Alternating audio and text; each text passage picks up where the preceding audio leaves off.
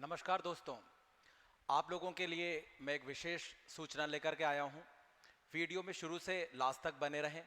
तो सबसे पहले तो मैं आप लोगों को बता दूं कि नॉरसेट आ चुका है और आप लोगों के मन में बातें चल रही होगी कि किस तरीके से नॉरसेट अचीव होगा, पेपर में क्या क्या आएगा, क्या इंपॉर्टेंट सब्जेक्ट हो सकते हैं, वो सभी कुछ मैं Dinesh Sharma, founder of math Guru and author of nursing today competitive guide, मैं बताऊंगा आप लोगों को कि आप किस तरीके से अपने तनाव को कम कर सकते हैं और किस तरीके से नॉरसेट में सफलता हासिल कर सकते हैं।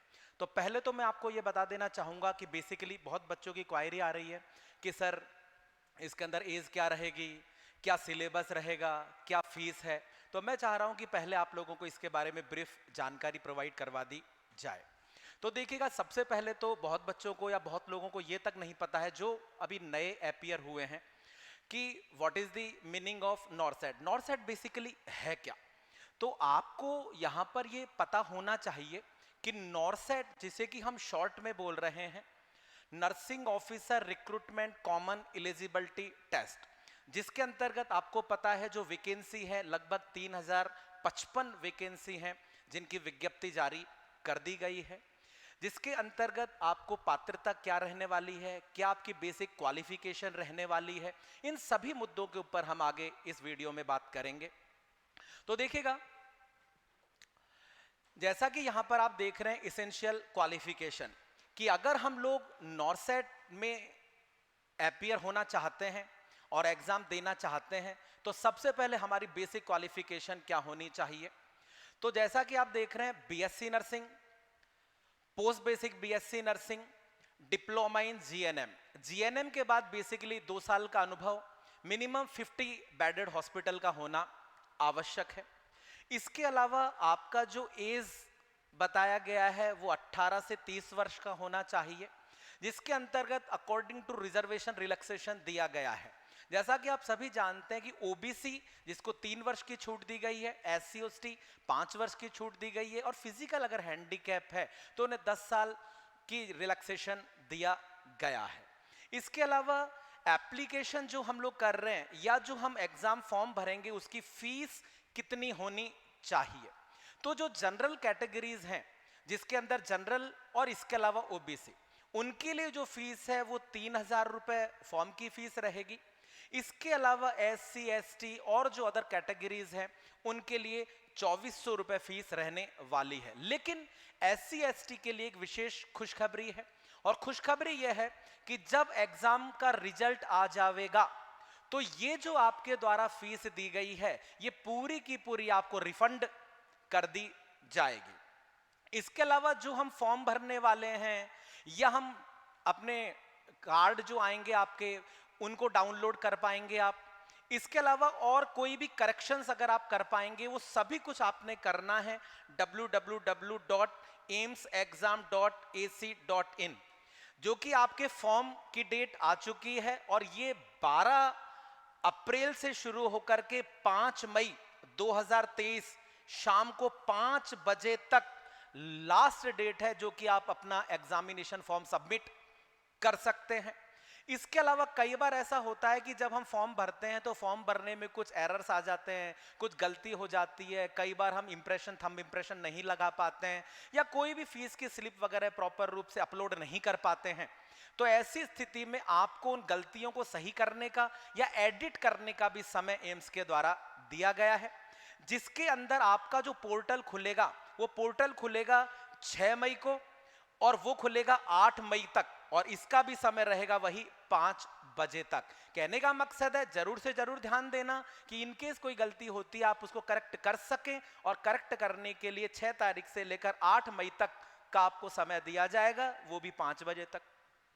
इसके अलावा कई बार बच्चों की क्वायरी होती है कि सर हमारा कास्ट सर्टिफिकेट हमने बनाया हुआ है, एससी एसटी के लिए कोई दिक्कत नहीं है, लेकिन ओबीसी या अगर कोई अन्य है तो जो कास्ट सर्टिफिकेट रिजर्वेशन के लिए लागू होगा उसमें आपने ध्यान देना है कि ये कास्ट सर्टिफिकेट बना हुआ होना चाहिए 1 अप्रैल 2023 से 31 मार्च 2024 के बीच ये बना हुआ होना चाहिए, जिसके अंतर्गत आप किसी भी प्रकार के रिजर्वेशन के लिए या अपने आप कह सकते हैं ओबीसी या आप जिस कैटेगरी से बिलोंग करते हैं, फॉर एग्जांपल आप इकोनॉमिक वीकर सेक्शन से हैं, तो आपका ये जो सर्टिफिकेट बना होगा इस ड्यूरेशन के बीच में बना होना चाहिए। इसके अलावा आगे आपने बताना है पैटर्न, कि भाई एग्जाम हम दे तो रहे हैं लेकिन पैटर्न क्या होगा, कितना ड्यूरेशन होगा और कौन कौन सी चीजें इसमें आप बता सकते हैं।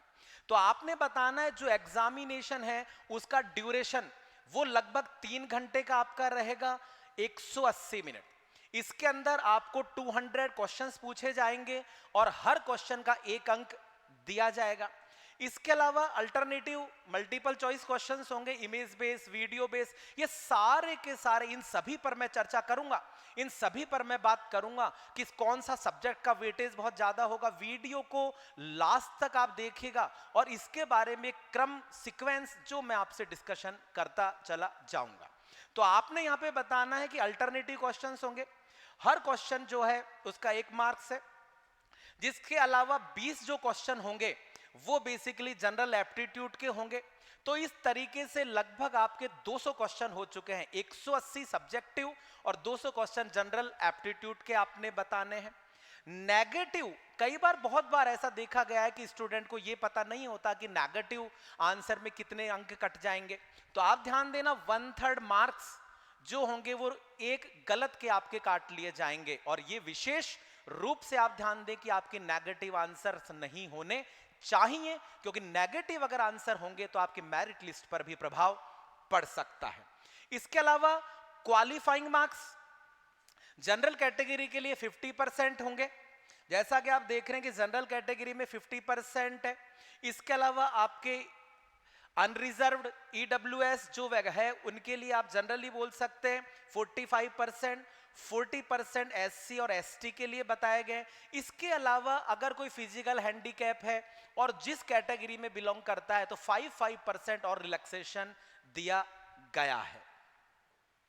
इसके अलावा आपने बताना resolution of the tie cases. For example कई बार ऐसा होता है कि हम जो एग्जाम देते हैं उसके अंदर 2 बच्चों के मार्क्स बिल्कुल इक्वल आ गए, तो हम कई बार कहते हैं कि मेरा सिलेक्शन होगा भी या नहीं होगा।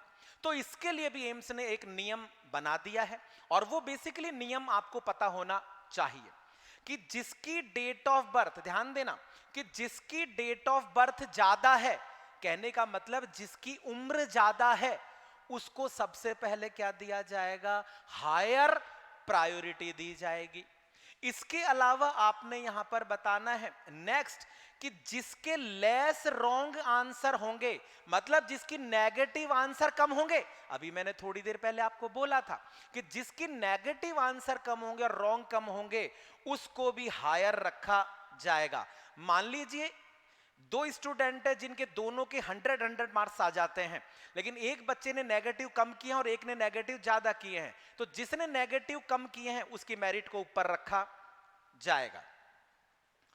इसके अलावा आपने बताना है सिलेबस वही जो आपके सब्जेक्ट है, फंडामेंटल जो सबसे ज्यादा वेटेज रखने वाला है, फिर साइकेट्रिक, ओबीजी, कम्युनिटी, एमएसएन, पीडिया। तो ये बेसिकली सब्जेक्ट जो आप लोगों ने अपने क्यूरिकुलम में पढ़े हैं वो सारे के सारे सब्जेक्ट यहाँ रहने वाले हैं। इसके अलावा आपने यहाँ पर बताना है कि मेरिट लिस्ट और अलोकेशंस जो होगा, जैसा कि आपको पता है कि सीबीटी एग्जामिनेशन है कि कहने का मकसद है अलग अलग शिफ्ट में होगा, नॉर्मलाइजेशन होगा और उसके अनुसार मेरिट बनाई जाएगी।